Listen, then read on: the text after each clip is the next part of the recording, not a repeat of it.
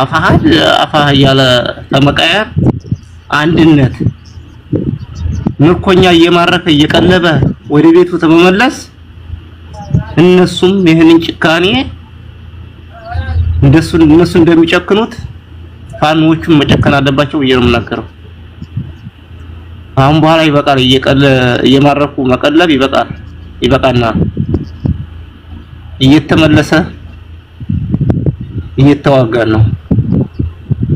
በዚህ ደግሞ ድል አይገኝም እነሱ የጨከሩት ጭካኔ ትጨከንበት ማሸነፍ ትችላል ገባ እና በጣም ስሜታዊ ነኝ ከዚህ በላይ በጣም መናገር አልችልም እና አመሰግናለሁ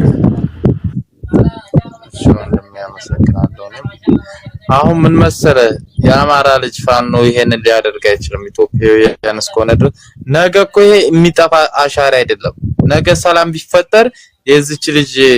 ጡት መቆረጥ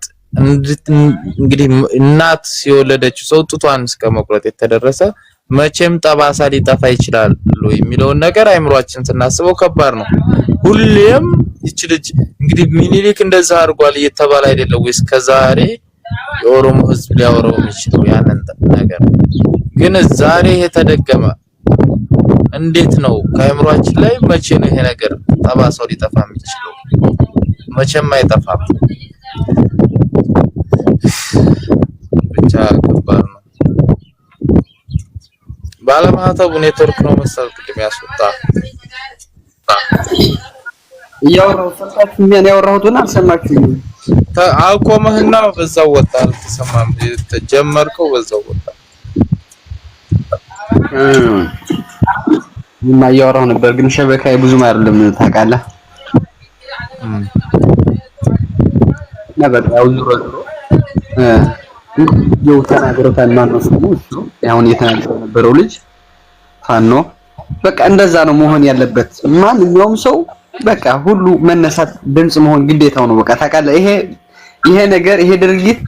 ነገ በማንኛችን በሁላችን ቤት ይመጣን ይደርስብናል ታውቃለህ ሁሉ በቃ ድምጽ ነው ግድ ነው ታውቃለህ ይሄ ደግሞ ማን ነው ደግሞ ወንድማችን ወርዷን መሰለኝ የሆነ እንትልሽን ነበረ ሲናገር ለሱ መልስ ሰምታችሁኛል አልሰማችሁኝም አልሰማም እና የፖለቲካና ድምጽ መሆን ልዩነት አለው ያ ከታገታላችሁ አገር ቤት ከገባችሁ እዚህ ሆናችሁ ምናምን የሚባለው ነገር ይሄ አይሰራም ያም ይሆንና ይሄ ድምጽ መሆንና ያን ልዩነት አለው ያን ፖለቲካ ነው ፖለቲከኛ ኮንትሮል ግን ፖለቲካን ድምጽ መሆን ልዩነት አለው ስለዚህ ድምጽ መሆን ግድ ነው በቃ ሁሉ የልጅቷ አሟሟት በጣም በቃ የሚዘግንን የማንኛውም ሰው የህዝብ በቃ ቀስም የሰበረ በጣም የሚያሳዝን ድርጊት ነው የተደረገው ለዛውም በአገር መከላከያ ማለት ነው አገር መከላከያ እና ማንኛውም ሰው ድምጽ መሆን ሁላችን ግድ ነው ማለት ነው አማራ ላይ ሁሉ ድምጽ እውነት ነው አሁን እዚህ ጋር ፖለቲካነት አይደለም ያዝነው እኔ ፖለቲካም ሰርቻ አላቅም ግን የዚች ልጅ እህታችን አማራስ በመሆኗ ታጋይ ነች ታጋይ ይረሽናል ግን ጡት እስከ መቁረጥ ገለዋን እስከ መበጣጠስ ሲደረስ እንዴት አስችሎን ዝም እንላለን ማንኛችንም ኢትዮጵያውያን እስከሆነን ድረስ ድምጽ ልንሆናት ይገባል እናቷ እንዴት ነው አሁን የምትበላውስ ምግብ በላላታል ወይ የልጇን ጡት ያስታወሰች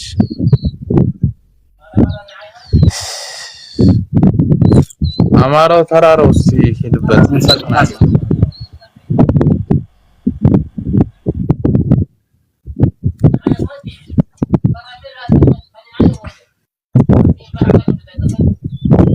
አማራው ተራራው ታጠራችሁ ሰላም አጠራችሁ አለን እግዚአብሔር ይመስገን እንዴት ነው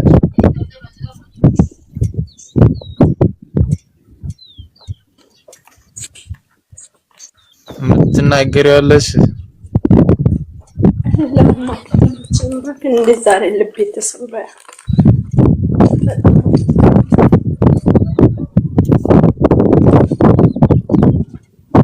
የመላው ኢትዮጵያውያን ይሄ ለቅሶ ዘመን ነው የእውነት የሐዘን ቀን ማንኛውም በአማራነታችን ነግድ ያገዳደልም እኮ እንትን አለው።